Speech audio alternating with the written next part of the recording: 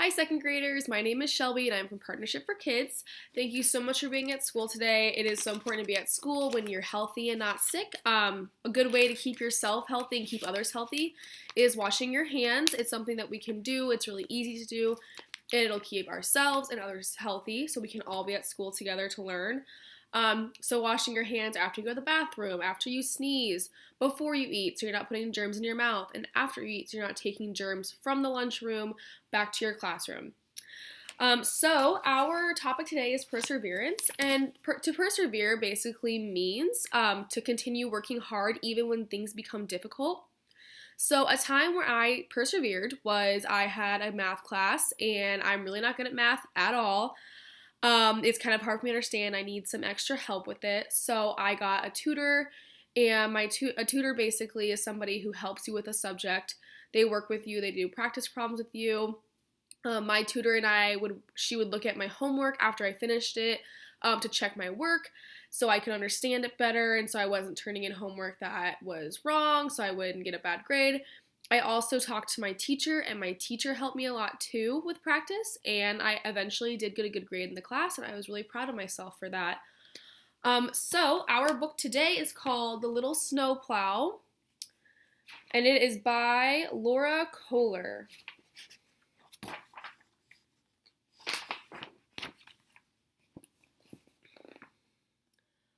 On the mighty mountain road crew, the trucks came in one size, big. That is, until a new snowplow joined the crew. "You're such a little snowplow," the big truck said. "Leave the heavy liftings to us." And off they roared.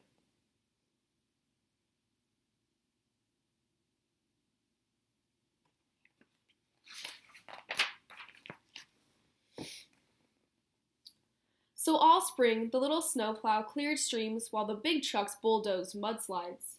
In the summer, he cleaned up after parades while the big trucks built roads.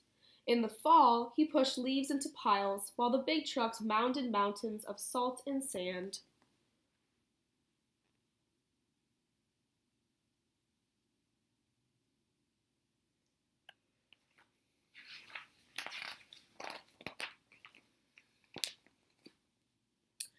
As fall turned into winter, the little snowplow began training. He made the light on top go round and blew his horn. Beep, beep. He drove forward and back, then he raised and lowered his plow 10 times, fast. Everything was in working order. He could hardly wait for snow.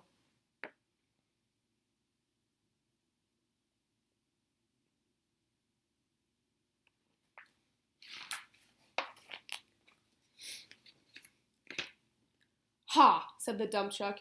"You've never even seen snow." The little snowplow ignored him. He knew what snow was. "Why, I remember snow up to the eaves," said a cement mixer. "Yeah, we had a big, strong snowplow then," the garbage truck said. "Too bad she retired," the utility truck said. "I heard she moved to a beach in Florida." "I hope it doesn't snow like that this winter," the dump truck said. "It might be too much for a little snowplow. We'd probably have to help." The little snowplow turned his bumper on the trucks.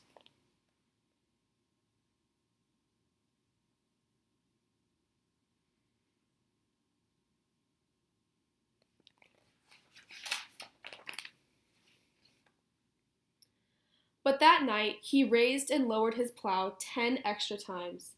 And the next day, he added even more exercises. He pushed loads of gravel. He pulled blocks of concrete, just in case.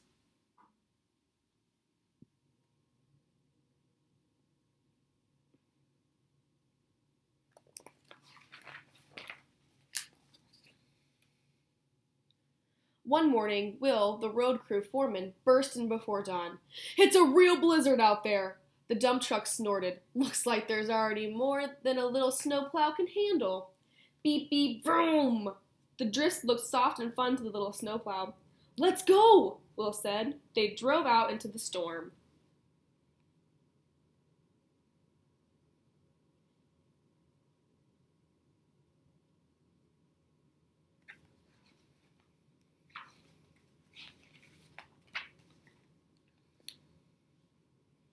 The little snowplow cleared the streets of Mighty Mountain, but it kept snowing. So the little snowplow cleared the streets of Mighty Mountain again. It snowed harder, and the wind began to howl. Once more, the little snowplow started to clear the streets. Deep drifts swirled around his treads. Icy gusts blew against his windshield. Snow piled up higher than he could raise his plow. He wondered if he should have done more plow lifts.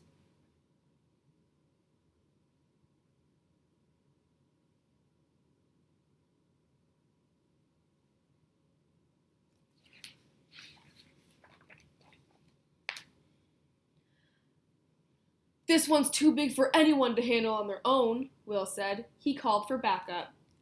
I knew that plow would need help, the dump truck grumbled as he drove out. The little snowplow wiped his windshield and kept plowing. Silver Fork, Stampede Avenue, Main Street. That's when he heard a rumbling. He saw the dump truck drive by.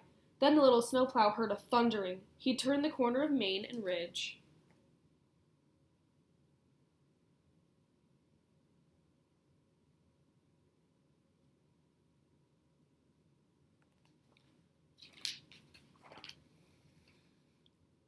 Just as an avalanche swept down the mountain. Whoosh! Beep, beep, beep! The little snowplow cried.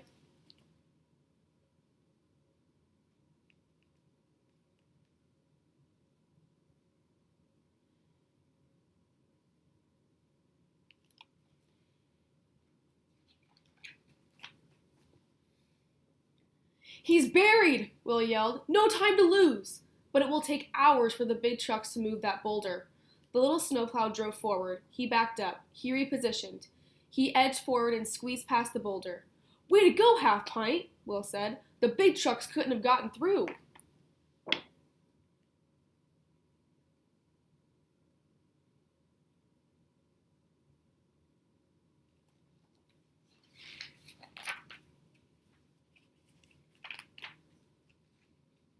The little snowplow plunged his plow into the avalanche debris. He dug and dug and dug. His engine shuddered. His exhaust sputtered. The needle on his gas gauge dropped. Will pointed. There he is! The little snowplow dug faster. Creak, crack! More snow crashed behind him. Hurry, Will said. Shovels of snow flew in all directions.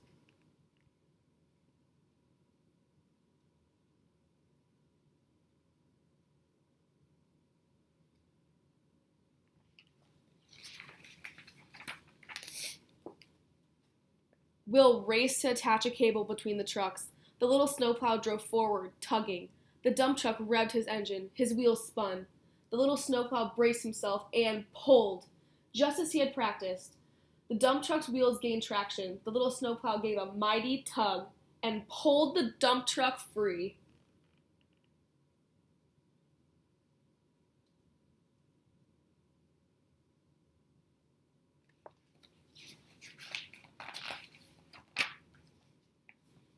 Woohoo! Will cheered. The dump truck shook snow from his truck bed. I didn't know a snowplow so little could be so strong, he said. Beep, beep, the little snowplow blew his horn. Together the two trucks worked to clear the boulder.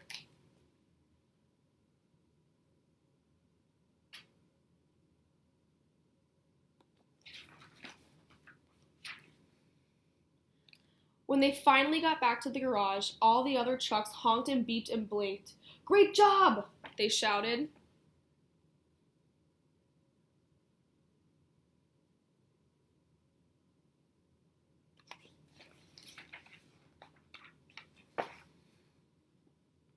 The little snowplow's headlights sagged. His plow dragged. His gas tank was nearly empty. But before turning in for the night, he made the light on top go around. He blew his horn. Beep, beep. He drove forward and back. Then he raised and lowered his plow 10 times slow. Everything was in working order. He could hardly wait for sleep.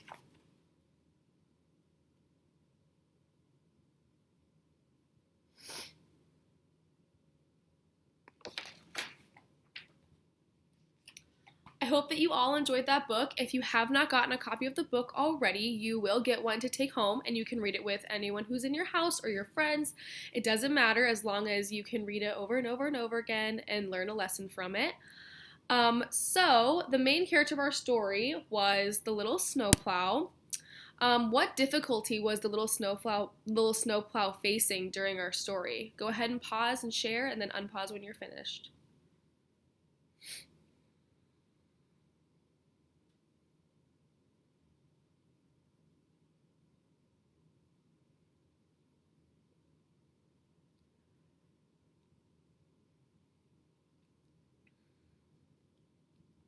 Thank you to those of you who shared. The little snowplow was facing difficulty clearing the blizzard on his own. I would say another difficulty that he was facing was that the big trucks were kind of saying that he couldn't do it. He wasn't big enough. He wasn't strong enough, and all this other stuff. But we did see that he eventually was able to free the dump truck from the avalanche debris. So, did the main character rely on others to solve his problem? Go ahead and share if you think that the little snowplow relied on others to help solve his problem, and then unpause the video when you're finished sharing.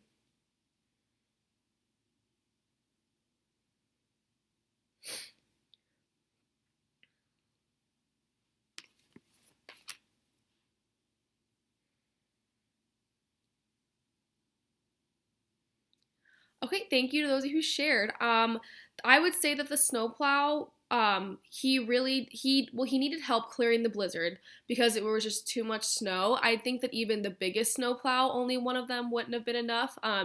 So he definitely did need help with the blizzard, but he was doing a great job beforehand, and he was doing his practices before, like raising up his plow and turning his light on, things like that. And also, I would say that Will, the foreman, also helped him a little bit. But I would say that he also did a lot of work on his own to prepare for that. Okay, so how did the snowplow solve his problem? Go ahead and share how the snowplow solved the problem.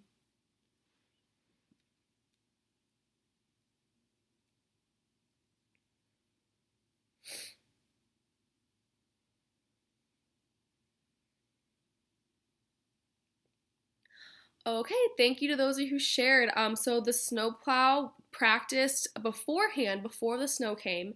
So he was doing his kind of like his exercises, what he would say. He'd raise a snowplow. He'd practice backing up and turning around and all of that. He'd do his light and his horn. So he was really prepared for when the snow did come. I would say that is one way that he solved his problem, was by practicing and practicing and practicing. I would say even how he solved the problem with the other big trucks not believing in him was that he was able to, since he did practice and stuff, he was able to help the dump truck out of the avalanche debris. And then all the big trucks realized that they were wrong about what they said about the little snowplow, and the little snowplow was able to kind of show them like, hey, I can do this, and I did it, and I'm proud of myself. And then all the other big trucks were proud of him too. So just with the snowplow practicing and practicing and practicing, he was able to solve his problems. So if you find something difficult, how can you persevere? How can you push through that? Go ahead and pause and share and unpause when you're finished.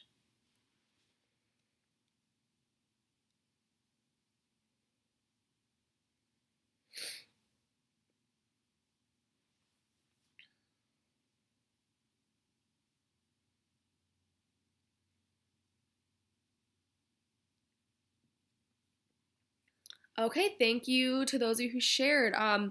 Maybe, I'm sure you all had some great ideas. Maybe your idea was practicing, kind of like the little snowplow, practicing until you can get it right.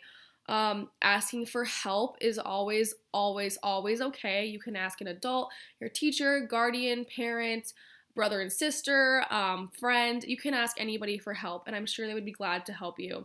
And it is okay to ask for help when you need help solving a problem. Thank you so much, second graders, for being at school and for reading through our book with me, for answering our questions, and I hope you have a great rest of your day.